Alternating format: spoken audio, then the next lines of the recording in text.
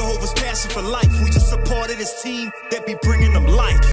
Welcome to the Blessed Beatz Show. My name is Memphis 10. Saturday sit down, end of 2017. And I got the exclusive I've been waiting on since 2012. Dr. Umar Johnson in the building. What's happening, bro? Peace and love, black family. Shout out to Houston. Glad to be back in the city. Yeah, man. All right, so I've been talking about this interview, talking about you for a while. Yes, sir. For a long while. All right. Before I even get into why you are here, for those who watching on 937thebeathouston.com, yes, sir. Those that might be watching on YouTube that don't know who you are. Yes, sir. Explain who you are to the people. Definitely. Dr. Umar Johnson is a doctor of clinical psychology, certified school psychologist, certified school principal, relative to the late, great Frederick Douglass, former Minister of Education to Marcus Garvey's Universal Negro Improvement Association, author of the book Psychoacademic Holocaust, the Special Education and ADHD Wars Against Black Boys, and founder of the National Independent Black Parent Association. Now his black power is coming off of you, man. Yes, sir. Yes, sir. All right, so what brings you to H-Town? Speaking, I know. Yes, sir. Every Kwanzaa, I do a tour to raise consciousness and spread information. Yeah. The information that I have, my expertise in school psychology is directly related to special education because it is the school psychologist that does the testing, the psychological evaluation that qualifies you for special education. So if you are a special ed student in the United States of America, because special ed is a federal law, so it's everywhere. Right. If you're in special ed, a school psychologist puts you there. So we're called the gatekeepers of special ed because we decide who goes in, who goes out. How do y'all decide? Well, how? IQ tests, achievement tests, visual motor assessment, psychological assessment, adaptive behavior measure, parent interview, teacher interview, classroom observation, review of the record. We put all that together, and we decide whether or not we think. Now, here's what I need you to get. Notice what I said. We decide whether we think that kid has a reading disability. Whether we think he has ADHD. So if he's slower, if he's just slow, if I'm just slower than you, somebody can say, Memphis, he needs to be. Exactly. And that's why black boys are over-identified for special ed because the determination is very subjective, my brother. And less than 1% of all school psychologists are black. So 99% of the people putting our kids in special ed don't look like them, don't understand them. And that's why I'm in Houston. To wake the people up.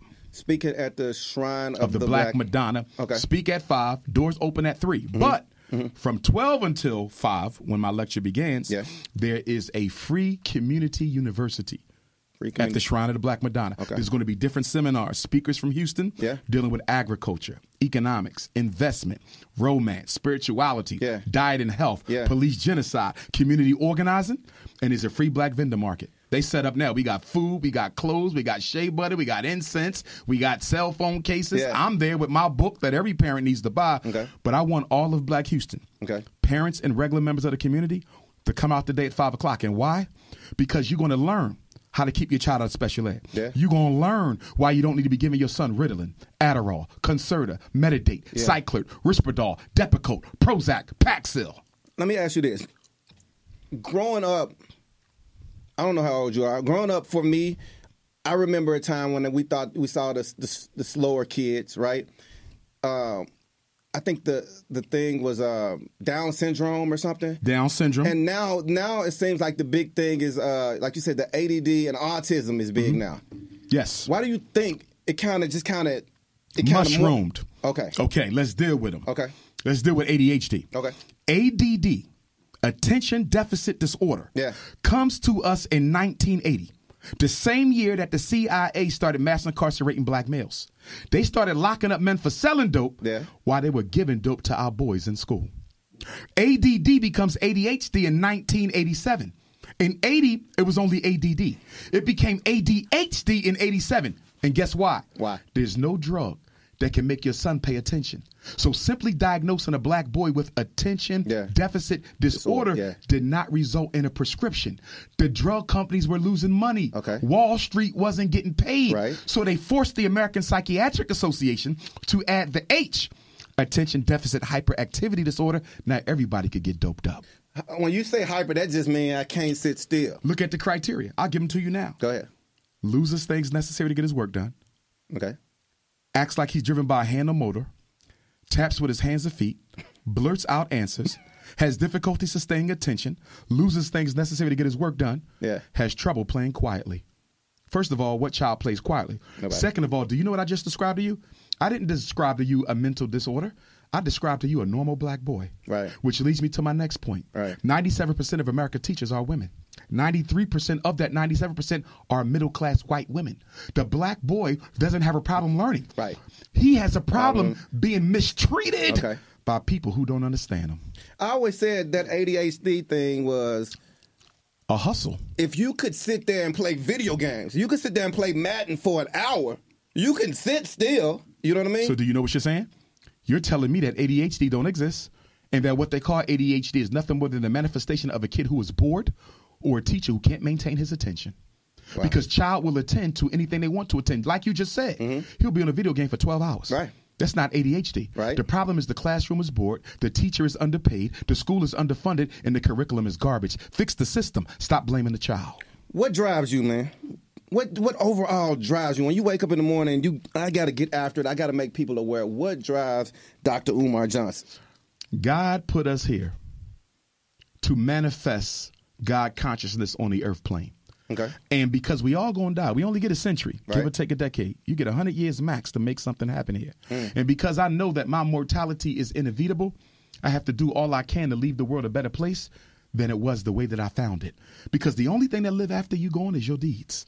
That's it. Yeah. And so I'm trying to do as much as I can for our people to leave that legacy, because when I look at my heroes, the Nat Turners and Marcus Garveys and Malcolm and Megas and Fred Hamptons of the world, they had done so much more at this point in their life. So as far as I'm concerned, I'm running late because I ain't got my school up and running yet. Wow. You know, I'm working on that Frederick Douglass Marcus Garvey Academy. In fact, I'm going to be looking at some schools in Houston. Very nice. So the first Frederick Douglass Marcus Garvey Academy might be in Houston. And what's going to make us different? We ain't preparing black boys just to go to college. Okay. That's not no success. Okay. There's 2 million black people in America with master's and doctorate degrees, unemployed, underemployed. We don't need to be making college attendees. Okay. We need to be building entrepreneurs, black men who can make their own money. What kind of pushback you get? Because what you saying, none of it is direct. Nobody challenged me directly because I eat them up for breakfast. No white scholar will dare debate me. Right. No black scholar will dare debate me on these issues because they know I'm 100% accurate. So the pushback is never direct. I want to challenge you. I've never got that. I'll never get it because I eat them for lunch, black or white. Okay. So the pushback is indirect. A negative article here, a negative video here. You understand? Yeah. That's how they tear me down. For example, I got a phone call from the Philadelphia Inquirer yesterday. Sister said, we want to do a story on you. Okay. No, thank you. Because white media will never promote black power. If I need to get my message out to my community, I'll come to a show like this, a black show that's going to let the people know what I'm saying from my own mouth, not misinterpreted by someone who has an agenda that's not in the best interest of the black community. What about from my wealthy black leaders? How come they're not like, you know what? He on some game. He's trying to start they all schools. In my phone, brother. I can throw some names out right now, but I'm not going to throw them out. No, don't do it, yeah. They support me. Okay. They watch my work. Yeah. They love me, but they ain't got the courage to stand next to me. That's what it is. You think they're handcuffed or pigeonholed? Oh, without question. Like, if I jump, you got to remember that. Yeah. Let's say I'm a multi-million-dollar athlete. Okay. I'm a multi-platinum selling artist. Yeah. What do both of them have in common? They both have made their success through a white platform. Yeah. So even though you're worth this money, your lawyer white, your publicist white. Yeah. Your accountant white. Yeah. Your agent white.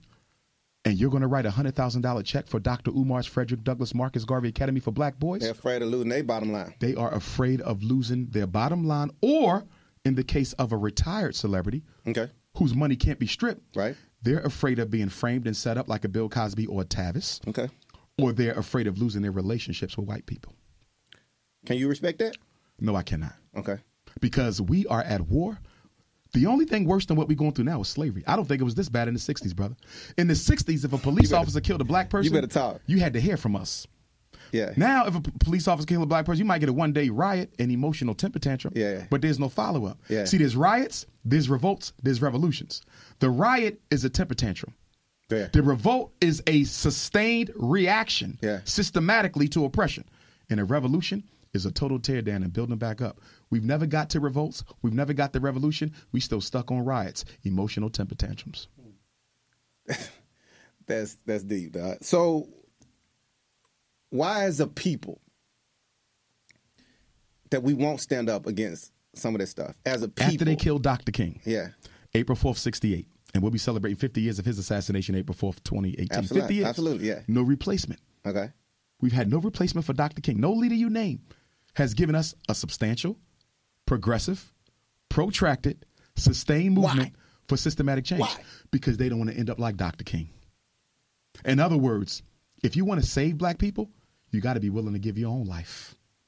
I'm going to switch gears. When you just said that, what do you feel about the Kaepernick thing? Because he's given up his finances. Oh, yes. He's given up his family name. He's a hero of mine. Okay. And he's going down in history for what he did. And I commend the brother. But what hurt my heart is when I saw so many of his athletes not stand with him. When I heard Shaquille O'Neal and Deion Sanders, people who I used to like, sit there and say, well, he was wrong. And he should have never done this, and he should have never done that. So you will defend the United States flag, a flag that has never defended us, but you won't speak up against police genocide. Why? Because you're comfortable. They make our athletes and celebrities comfortable. That's one of the biggest changes between today and the 60s. Back in the 60s, you could be the heavyweight champion of the world, and you live right next door to a brother and sister who barely making ends meet. Right. There was no separation of privilege in the community in the 60s, so we had to fight. In the 60s, the dentist lived right next door to a woman on welfare. You see that? In the 60s, a world championship Olympic runner lived right next door to a brother working a 9-to-5. No division of privilege. Now you got division of privilege. You got billionaire blacks, millionaire blacks, college-educated blacks. In other words, white supremacy has created a system where some black people feel they got more to lose than others. Because they made it? Because they made it, and so they choose to stay on the sideline. So see, for me, since I was a child, I dedicated my life to the freedom struggle. Right. So even when I got my 3 masters, my 2 bachelors, my 3 certifications, and my doctorate, I never sold out because I never got those degrees that try to run away from my community. What does the average middle-class person do when they get educated? They move to the suburb. How are you going to build black power without a black power base? You got to have population power in order to have political power. One of my good friends, professional football player, I've heard him say this over and over. I don't know how I feel about him saying it. What do you feel about the phrase, give back, but don't go back? That's totally incorrect. Okay. And I'm going to tell you why. Giving back, may provide some financial resources. But going back provides an intangible psychological stimulation and motivation for the children to want to do better. Your presence is infinitely more important than your profit. Okay. And then we turn around and blame the hip-hop artists for being bad role models. Lil Wayne ain't supposed to be a role model. Right. Jeezy ain't supposed to be a role model. Not at all. The reason why they're role models is because the real role models turn their backs on little black boys. See, 50 years ago, the dentist lived on the block. 60 years ago, the doctor lived on the block. The engineer lived on the block. The electrician lived on the block. Now they move out and they get mad at the rappers. The only reason why Lil Wayne is a role model is because the doctor, lawyer, dentist, and engineer ran to a white suburb and probably married a white woman. I saw a video on that. Talk briefly about that. And then I'm gonna get into what I'm gonna get into. No problem. But talk briefly about the black man and the white woman. Go ahead. Okay. Yeah. Historically, black men were not allowed to marry white women until the Loving versus Virginia United States Supreme Court case in the 60s. You could not marry them. So since that case was overturned, 67, 68, right around there, black men have married out their race more than all other men in America put together. Are you going to tell me it's a pure coincidence that the black man is absolutely in love with marrying his oppressor's daughter, and that doesn't have anything to do with the psychological residuals of slavery? I'm going to give it to you on the flip side. Go ahead. Do you think it's a lot of the black man saying, I got to go have that white woman? Or some of these white women out here looking at, that's a god right there. I want that. It's threefold. Okay. Number one, it's about a black man being an economic stimulus package to the white woman. Okay. Most black men marry down in class when they marry these white women. Okay. You can't find a rich white woman who ever married a broke-ass black man. Boy. Show me one rich white woman who has ever married a broke-ass black man. So this ain't about love. This is about agenda. Okay. That's number one. Number two, the black man wants the white woman to provide him with a degree of psychological validation. Only a low self-esteem having ass Negro would marry a white female in the first place, because you feel that if I can get the white man's woman, then maybe that makes me feel a little bit more equal to the white man. And then thirdly, you're absolutely right. We're the gods. We are the first man. So naturally, white women are going to be attracted to us because we are the original man. Everyone is attracted to melanin. It is liquid gold. But you have to love your liquid gold enough to say that y'all have misogynized us enough. Y'all have blended us and crossbred us enough. And I'm not going to continue to perpetuate that evil. This melanin is going to go into another melanin. We trying to make black blacker, not black whiter. I saw you on a YouTube interview. I want to say it was TV1, Roland Martin. Yes, sir. 1 million views. Yes, sir. Fire. 15 minutes. Fire. Right? They tried to come in. They tried to come in. And I get that all the time, brother. You see how we having this positive conversation? Yeah. This is rare, brother. Normally when I do a radio interview, I got to put my boxing gloves on because I know they're going to try me. Rarely do I get this positive, uplifting, what do we need to do in our community conversation? Yeah. Every time I come, it's like, who can get him? Because nobody has got me yet. Well, okay, so let me ask you this. Okay, so TV1, I'm not going to say the name of the radio company, Yes, but that's our competition. Yes, sir. Right? That's supposed to be like the black platform, right? That's supposed to be, why would they try to set you up? These are the melanies. They look like me and you. But you're missing something. Well, go ahead. Even within the black community, there is a class struggle. There is the black bourgeoisie versus the rest of us. You see? Yeah. And these black media networks, they can still be bougie. Okay. Black politicians bougie. Yeah. Black preachers bougie. They look like us, Yeah. but they are not of us. Okay, so I'm going to throw a word out to you, and I want you It to... is complexion plus consciousness. You used the word coon on the show, and Roland went in like, no, we can't even say it. We can say it right here. What is that? My man laughed. What is that? Okay. And what makes people do that? Got you. Go. There's the coon, Yeah. and there's the Negro. Okay. The difference between the coon and the Negro don't know no better. He's worshiping white folks because he don't know no better. Okay. He's worshiping a white Jesus because he don't know better. Yeah. The Negro suffers from ignorance. Okay. The coon knows better, but voluntarily chooses to identify with the power structure to the detriment of his own people because there's something in it for him. The coon is willing to sacrifice the best interests of his own community for his personal agenda. The coon knows better. He chooses to act like that. The Negro don't have a choice. Can you respect the Negro? Yes, because he don't know no better. And I have to blame myself for the Negro even existing. Right. Because if we properly raised our children, there would be no Negroes. You would still have some coons. Right. But there would be no Negroes. In fact, coon is the new black. Because we have reinvented black America to the point that selling out to your people, you're now considered to be a success. Barack Obama changed the game. He's the first black man in American history who's considered a hero and done absolutely nothing for his people. I saw you said Checkmate. that. Yeah. I saw you said that. And I promise I'm going to get to my question. No, you good. But why'd you I'm say, good. why do you feel like he's done nothing? I mean, because I'm sure everybody in this room got their own opinion of him, right? No. Forget opinions. I want to deal with facts. There you go. First lay the fact, then give the opinion. Okay. Barack Obama passed laws that were specific for LGBT. They weren't for America. They were just for LGBT. I'm not gay, so those laws were not for me. Not for you He at all. passed laws specifically for immigrants. I'm not an immigrant. Those laws was not. He passed laws specifically for women. I'm not a woman.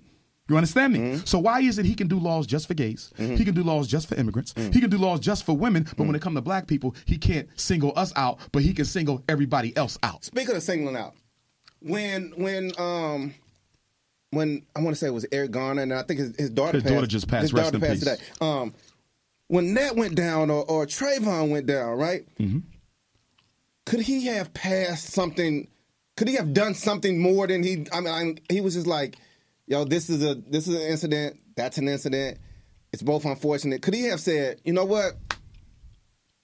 I'm charging this is on me. I'm passing a law." Could he have done something about the injustices that we go through? Let me tell you the one thing I needed Barack Obama to do. Okay. Order a United States Department of Justice national investigation into the systematic killing of unarmed, defenseless black people. Do you follow me? Yes, go ahead. He never ordered the Justice Department to do a systematic investigation. Oh, okay. You understand? Yeah, I'm with you, now, check. It wouldn't have hurt him. You want to know why? Because that investigation would still be going on. That'd take a couple years. Of course. That wouldn't have finished. So that's something you could have started Right. and not have been around and have to deal with the backlash. But he didn't do anything. He didn't do nothing. And you know why? Because black people have always been comfortable with symbolic tokens of progress instead of actual substantive progress. Symbolic. In other words, a black face in a high place has always been enough for us. Just be black, bro. Just be black. You know, it's funny because I asked my grandma, I was like, "Yo, who you voting for?" I'm voting for Obama. Grandma, why? Because he black. And let me clarify. I'm sure, I mean, a lot of people is the same way, but go ahead. We got to get over that. Yeah. Because guess what?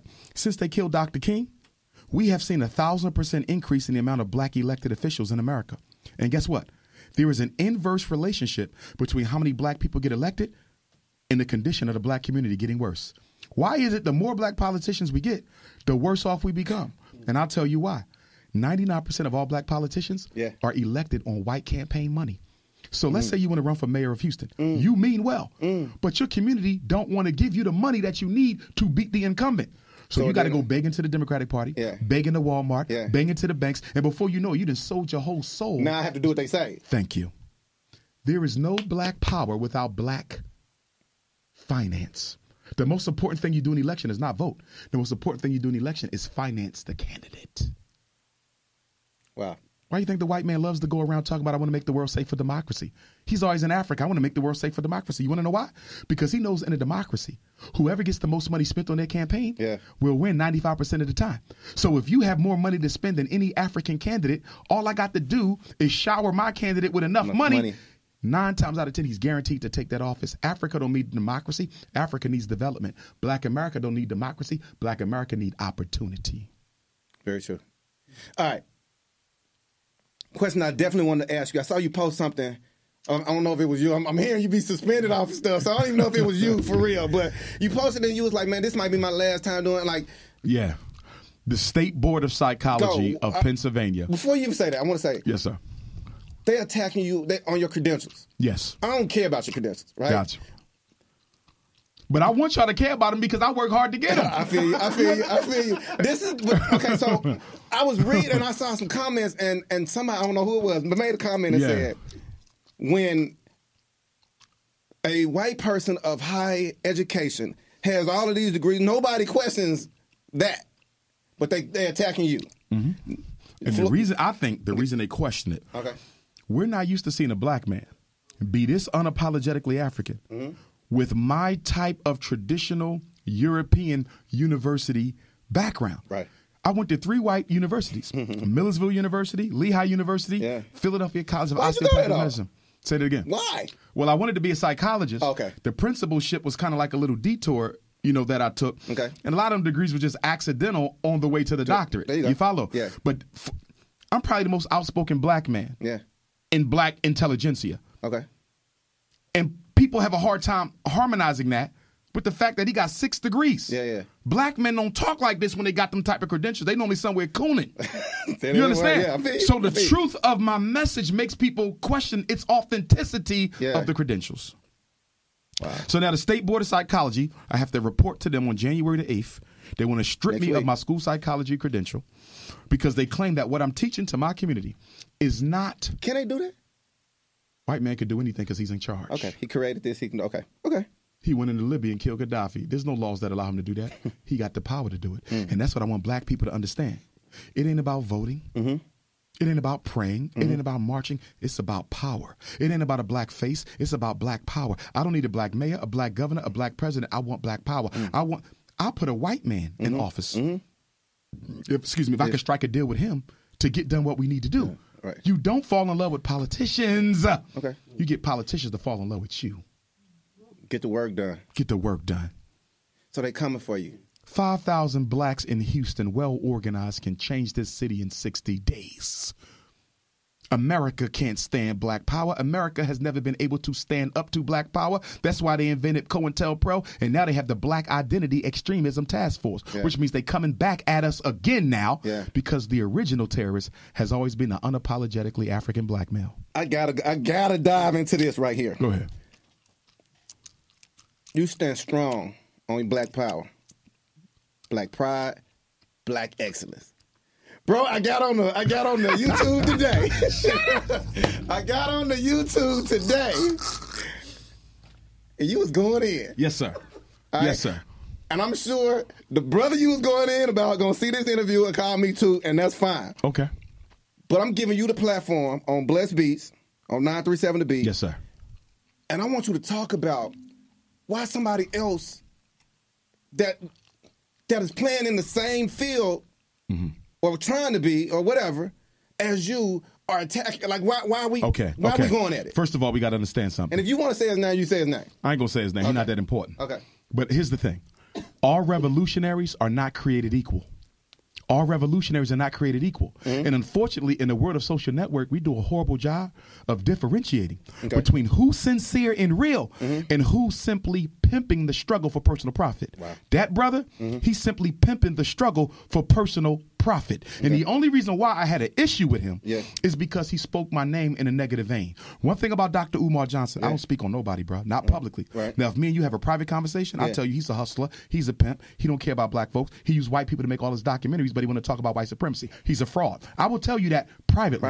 I'm not going to say that publicly because I'm not motivated to do any other black man in, even if he is a coon. You understand me? But when you speak out on me publicly, when I've helped you build your platform, nobody would even know you if I didn't grace those documentaries. You owe me enough respect to just shut up and sit down. Wow. But since you want to step in my lane, I'm a King Kong consciousness your ass. But why would he want to step in your lane though? Because of ego. You know what our biggest problem is? The black man's ego. Everybody wants to be the HNIC, and that is a disease because a black man will destroy another black man if his star shines brighter than his star. And when it comes to black consciousness, ain't no star stronger than mine. He knows that. Everybody else knows that. So whenever you get a chance, you want to take a shot at Dr. Umar because he's the front runner right now. And you know what I say to that? You can't hate the throne away. You can't steal the throne. You want the belt, come take it. Two things, and we got 3 minutes. Punk ass mother. We'll put the beeps on that. No matter of fact, one thing. Shrine of the Black Madonna today. Yes, sir. You talked 5 about the o'clock education. lecture. Right. Do me a favor. I want you to end the Blessed Beatz show. I want you to look right in the camera. Yes. Talk to your people. Whatever you feel on your heart that you want to say. To black people, I would want to say 3 things. Number 1, black parents. You have to stop sobering our children up to the school to prison pipeline. If your child is in the 4th grade or younger, never get them evaluated for special ed unless you believe something is wrong with them. A 1st grader has no business being diagnosed with a reading disability. A 2nd grader has no business being diagnosed as ADHD. Learn your rights. And I hope you come out today because I'm going to teach you your rights. You will know exactly what to do whenever you walk inside of a school. Number 2, black men. We got to honor black women. I don't care what you think about them. I don't care how ratchet you may claim they are still your sisters, and they are your mothers. That is the womb that brought you forth, and no nation can rise higher than the respect it gives its women. And parents, we have to make our children read more. Our children's working vocabulary is absolutely horrible.